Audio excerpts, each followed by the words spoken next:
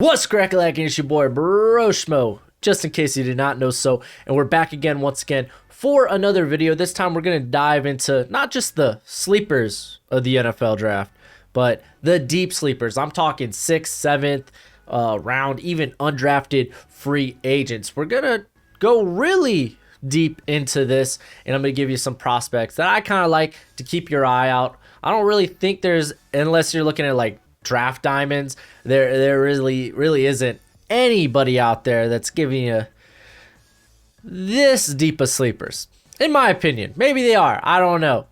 If there are, tell me about it in the comment section below. But go ahead, become a bro and subscribe. Leave that thumbs up if you enjoy the content, and hey, go ahead, let me know who are some of your deep draft sleepers in the comment section below. Indulge in that nice sweet football discourse.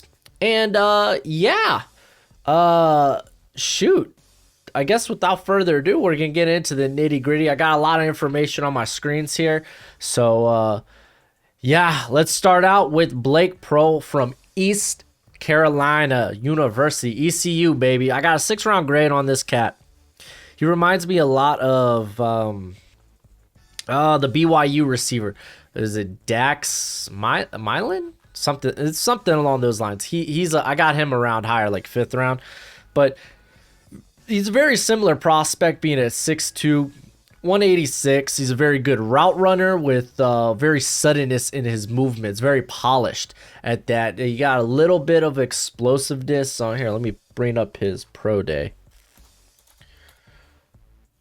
Whoops. There we go. A little bit of explosiveness, which you like to see. His short shuttle was pretty darn good. Nimble feet, good broad jump, decent vertical.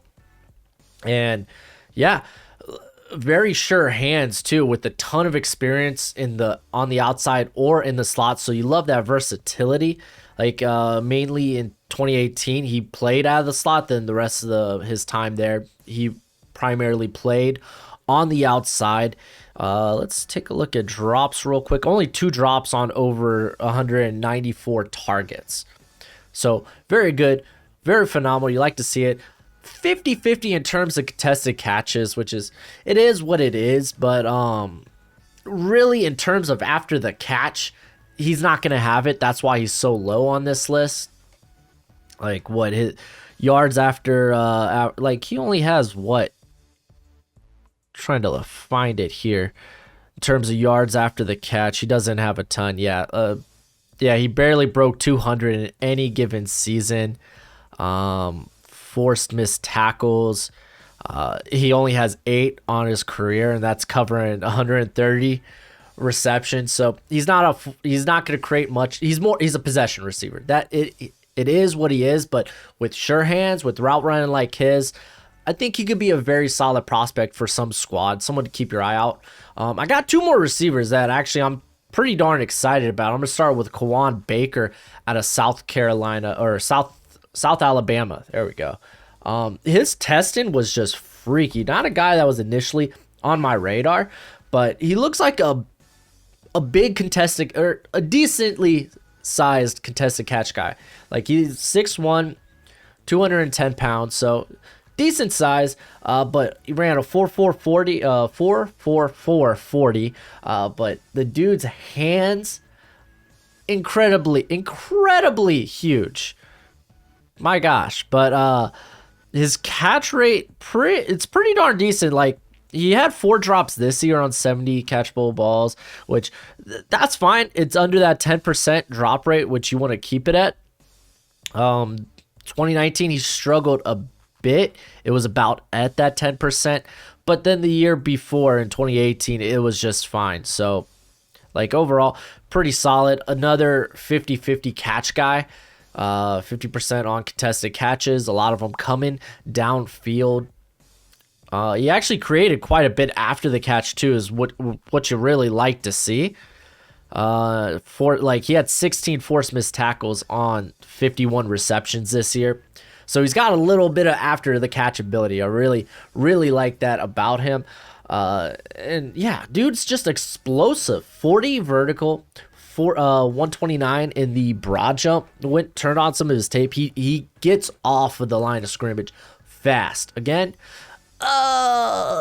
level of competition, not great. It's EC, or it's South Alabama.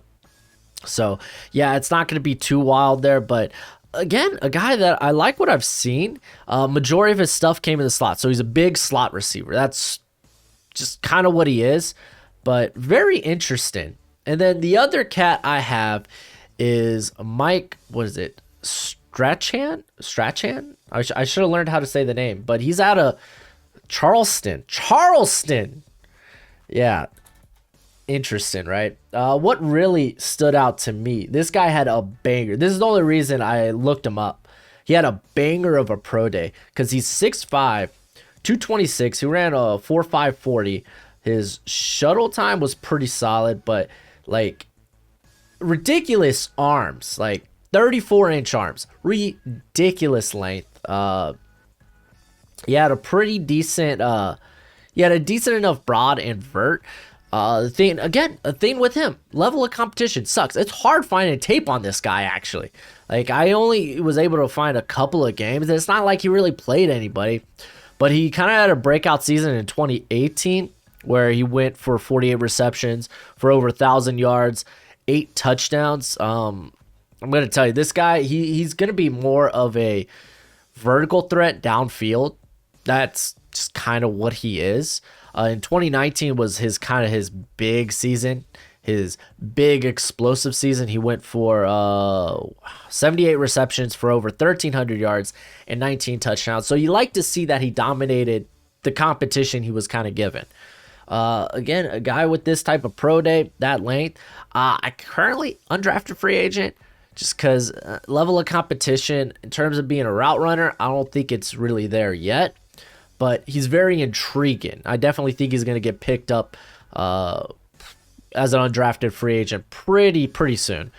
And let's go to the tackle position. We're going to go to Tommy Doyle out of Miami, Ohio. Got a 6th-round grade on this cat. Pretty rare athlete for this guy's size. What, 6'8", 220. Yeah, like legitimately assault. Like broad jump was in the 83rd percentile. The 40-yard dash was in the 72 percentile. The short shuttle and 3-cone were all above the 75th percentile. Which, dude's a very nimble athlete. If you go look on his film, like the dude kind of smooth. He's kind of smooth. Where he's not smooth is kind of getting out of his passing stance. Like it legitimately, it looks like a low rider on hydraulics because he's got a decently enough a low stance coming out, and it's just like kind of clunky. Like he doesn't know what he's doing. He's trying to guess what the defender is doing, so he doesn't know exactly where he should be. It's kind of wild. I don't know why I was doing it. But 3 starting seasons there at the MAC, and again, phenomenal. The dude was stout. You do worry at 6'8", will he get out leveraged? He only gave up one sack throughout his whole career. Typically, like he was winning over 90% of his pass rush snaps. So you love to see it. In terms of run blocking, he's okay enough. Yeah, mainly like again, he's a good athlete. Or good athleticism, I should say. So he's probably going to be an outside zone scheme guy only, which is fine. A lot of the NFL, most teams now are trying to adopt more outside zone blocking schemes or blocking concepts. So that's totally A-okay. It probably works for the best of him, but guy that's probably going to go in the 6th. Couldn't really find anyone else in this tackle class that I was like wild about past the 6th round.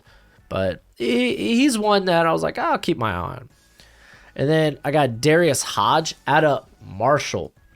Another guy who put his name on the map at his pro day.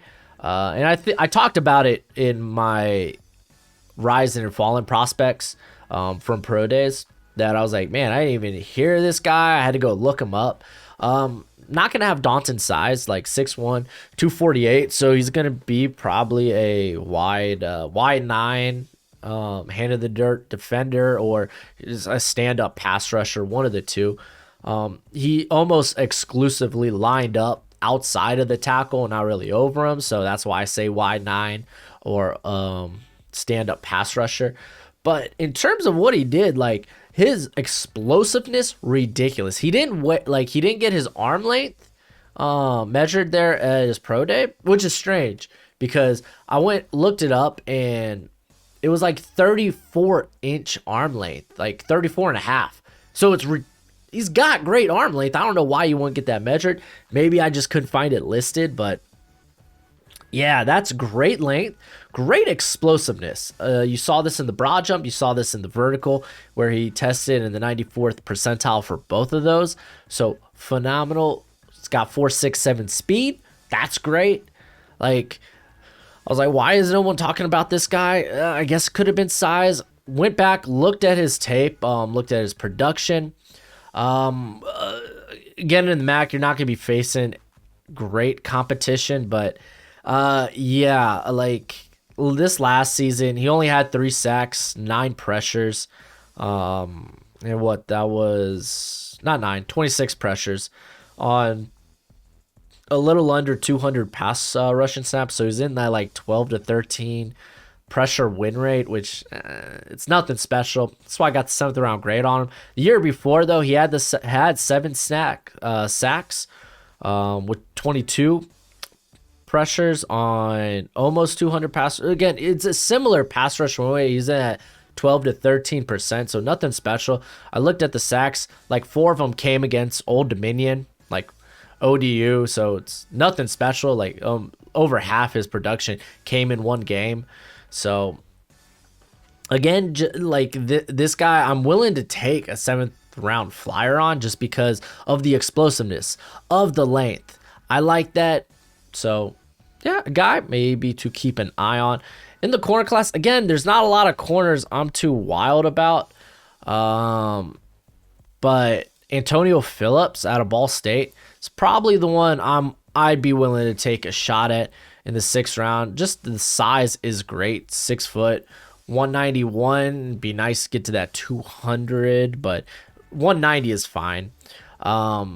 He tests actually today in his pro day.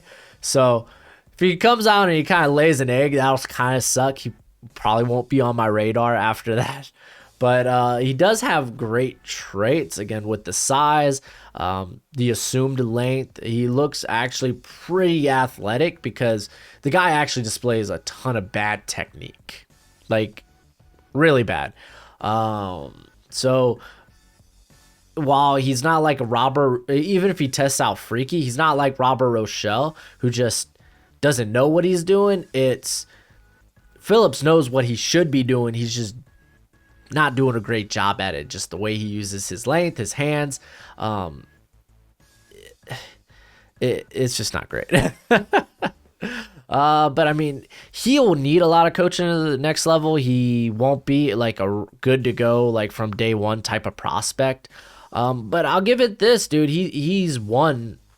Granted, this is at Ball State, but he's won majority of the time. I tried looking at games where he had against, at least for the most part, better competition.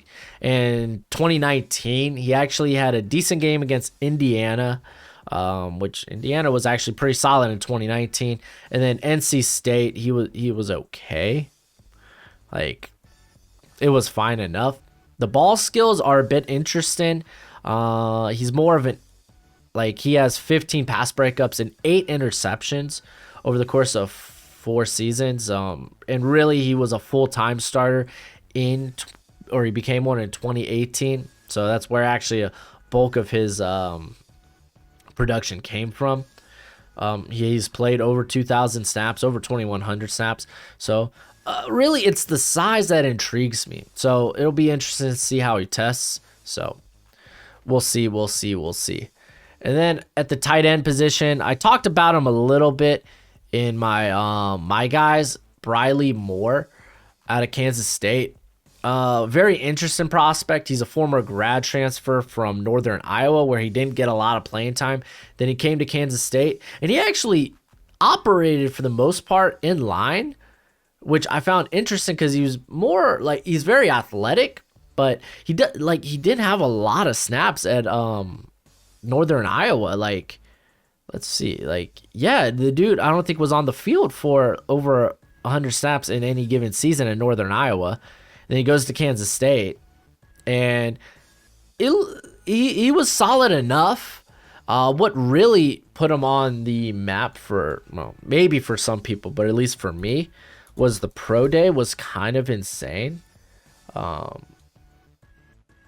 do they not have it listed up here? No, I know they do. I am not about to hunt this down on Google. Dang it. I think I'm about to hunt this down on Google. Alright. But in terms, okay, let's talk about how he actually played last season, because you saw the athletic upside. He was actually pretty darn good as a receiver, but again, he's more of this athlete. He's really not much in a way of an actual receiver. Like, the route run is not necessarily there. He's really just winning with overall athleticism. I like to see that drops weren't an issue at all really for him. He was 57% at the contested catch, but that was just like over what, there was 7 times. He wasn't thrown to a lot at Kansas State, but I like that he lined up in line, because he is a dog in the run game. So like, you can keep this guy on the field. Like, he's got the size, 250, 6'4". You like to see it, but I like that he was a dog in the run game. And they're at prime, and like he's worked both gap and zone pretty evenly throughout his career, which is nice. So he's kind of like a bit like he's not scheme dependent, but you're working with an exceptionally raw prospect. Let's see, I think I got it up here, his pro day.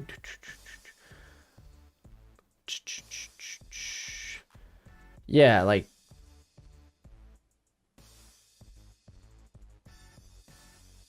let's see, we have a 4.6 440, which is very nice. He believes he could be a 1.45 or a 4.5 guy. There we go. But good in the broad jump, good in the vertical bench. Yeah, he put up 26 reps. So like, for the most part, it was pretty darn solid. So yeah, just a guy throw out there, still exceptionally raw. That's really what you're gonna hear. But if I really had, like, because this is a tight end class, it's not, after Kyle Pitts, it's not very, like, there's a few other prospects that are like interesting, but it's not that great. A lot of the guys that I was hoping to really see decided to return, which kind of sucked, but it is what it is. Robert Jones out of Middle Tennessee. He's probably going to play guard. He's actually played right tackle a bulk of his career at Middle Tennessee. So last 2 seasons, he actually almost exclusively played right. Basically, he had like, what, how many, 2 snaps at right guard last season. So yeah, he's gonna end up or he played like over 1,000 snaps at right tackle, but he's gonna likely move into guard. His testing, nothing special, because he didn't do the bench, didn't do a lot of things. Where he put his, like, what he did at the Senior Bowl is what really got me noticing, because he's an exceptionally raw guy. He didn't really start playing football till late in his high school career. So, and you could kind of see it, which, yeah, you're almost working with a blank slate in terms of his technique. But again, you love a guy that despite his deficiencies in his technique is winning. He was explosive out of his stance there at the Senior Bowl. Likely, probably best fit for a gap heavy scheme, just because again, if you are working with this blank canvas, then you don't want more complicated, like, because those outside blocking schemes get very complicated at times. There's a lot of moving parts, so likely ideally best for a gap scheme, but somewhere down the road it wouldn't surprise me, you know, if he could play well in a zone blocking scheme. But yeah, you're working with an exceptionally raw guy. Side note, Drew Dahlman, kind of a dog. Like, he's like my, out of Stanford, he's gonna be like an outside zone center only.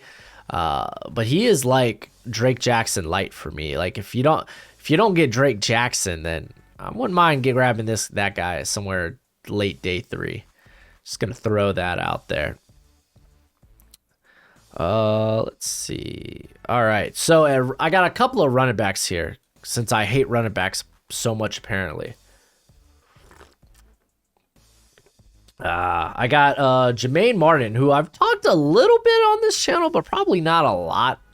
It's kind of up in the air if he even declares, because like he's playing the spring season, which sucks. I really would have liked to see him test out, but it is what it is. He really wasn't a starter until last year for North Carolina ATM, right? A&T. Why did I say ATM? Oh, I gotta go make a deposit or something. But his size is pretty darn good. It's ideal for the NFL. Pretty low center of gravity. He's very good at breaking tackles. Not to the, it wasn't, at least in 2019, it wasn't to that rate where I'd be like, oh man, this guy's 3rd, 4th round like quality, but I think it's good enough to get drafted. I definitely could see a bit of James Robinson, who's kind of your default, low center of gravity, not real spectacular at any given thing, just does a lot of running back things well enough. He's kind of in that territory for me, to a lesser degree. Weak level of competition though, and he dominated. Good for you. Wasn't very active in the passing game, almost not at all. He only had 4 receptions in 2019.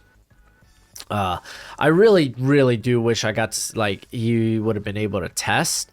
I'm just kind of going off though with what I've seen on film in 2019 and past testing scores, which those can change a lot. I mean, what Surtain was running, what, a 4.9, 4.8 in high school.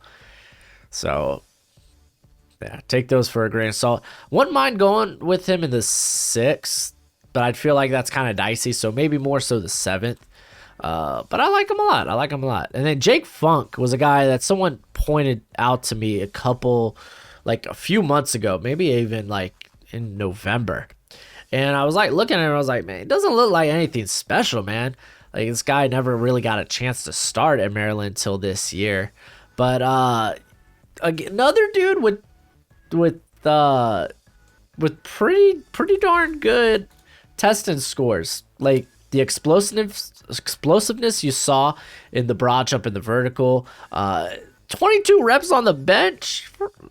That was in the 75th percentile. And then he ran a 4.43 at his combines, or at his pro day. So I was like going back, checking things. I mean, for him, he had a pretty decent rate, force miss tackle rate, but it is over such a small sample size. This guy's been at Maryland for 5 years. I think his redshirt year came in either 2018 or 2019. I can't remember, but he only has 136 attempts. He only played a little over 200 snaps over his career. But over that, he's had, over those attempts, 25 force missed tackles on 136, which is good for a small sample size. You just gotta, you're kind of curious, like, oh, wow, this guy has almost no tread on his tires. That's great. Okay, yeah, that's fine and all, but, like, where I'm, like, concerned is, like, why did he never get the opportunity to start there? at Maryland. Like, and you'd be like, well, Anthony McFarland was there, what, year or two ago? And it's like, so Farland was probably at best a fourth or fifth round pick. Like, at best, he really was just lightning in a bottle whenever he touched the football. So I don't know, man. I kind of question why did he never start there with that type of explosiveness. From what I've seen in a small sample size, pretty darn good. Broken tackle ability. Not used a lot in the passing game, was used more this year, obviously, with this year kind of being the year he started. But I don't know. Even then, it's like, I don't know. Just based on his testing scores, I'm kind of willing to take a seventh round shot on him, seventh round flyer. So there is that. And then I actually have one more guy on the list. No overlay. It's kind of a guy I decided to make a late ad, but I did want to talk about him because it's an interesting story. It's Donnie Corley out of Texas Southern. He's mainly played wide receiver his whole career, but I think he's going to end up being a corner just with his size, 6'2". He's almost 190, if not. Good length. He actually is a former 5-star recruit. Went to Michigan State. He had offers from everywhere, like Alabama and some other places. And he started a couple of games at corner for Michigan State before they turned him into a wide receiver. And he ended up having to transfer. I'll get to that in a minute. But he went to a JUCO school. Can't even pronounce the name of it. But they didn't win one game, but he was used a bit there. Went to Texas Southern in 2019. Didn't see much play. Was expected to see a bigger role in 2020. Season got canceled. Side note, Texas Southern also no wins. So he is, I think he's currently hasn't seen one win out of like 22 games over the last 2 seasons, or last 3 since the last one got canceled. But a guy, he's a bit thin. He was more of a downfield target at Michigan State, and the little bit we saw from Texas Southern in 2019, I couldn't find a lot of his JUCO tape. It was incredibly tough, so I don't have really anything to say on that, but yeah, he's just a bit thin. I think corner, like, that size is just a lot better. He's going to run into, like, the 4.4s. So, yeah, and what we saw, it was like 20-some snaps that he played corner at Michigan State. So, not a lot to base it off of. But I'd rather have him make that transfer. You kind of feel good about his ball skills. You just gotta kind of teach him technique. I see him as an undrafted free agent. It's a prospect. It wouldn't surprise me if he did get drafted, just based on some of the traits. But the concern with Corley is he actually had to transfer because he was kicked off the team for a sexual assault, which it ended up in a plea deal. But it was like a he say, she say, involved a couple of other players on the team, went to a party, stuff like that. Again, he say, she say. Her team ended up being like, hey, here's a plea agreement. She apparently wanted a harsher punishment for Corley, so don't know why she didn't pursue then further. I mean, again, this is not putting that on her. It's just something I was like, okay. Because, like, again, when these guys have these character issues, you try to dig as deep as you can. And this was going back to, like, 2017, I think. So it's like, and that's a big thing, dude. If you're going to draft a guy, that's a big thing you need to check out. Like, that's a big concern. So, like, based on what he said, like, seemed consensual, so I don't know. Digging into it, like there was no sign, no, at least like visual signs of resistance on the chick, but like, again, only they know. Only they know. So, only they know. I don't really know what to make of it, but he kind of gave up on football after that. He was obviously more concerned with what would happen to him. He ended up going to JUCO. Like, his parents are very involved in his life at this point, trying to, like, because he wants to keep his head on his shoulders. Like, he totally ditched the party scene after that. And it wasn't until, I guess, in 2018 that NFL, like, scout or someone involved in the NFL was like, hey, teams are kind of looking at you. They're intrigued, so maybe you should, move to a bigger school. So that's why he went to Texas Southern. So he is on the NFL's radar. I find him an interesting prospect in terms of, again, another one of these blank slate guys who has good traits, good size, good speed, good ball skills. Again, you just get worried about that type of concerns.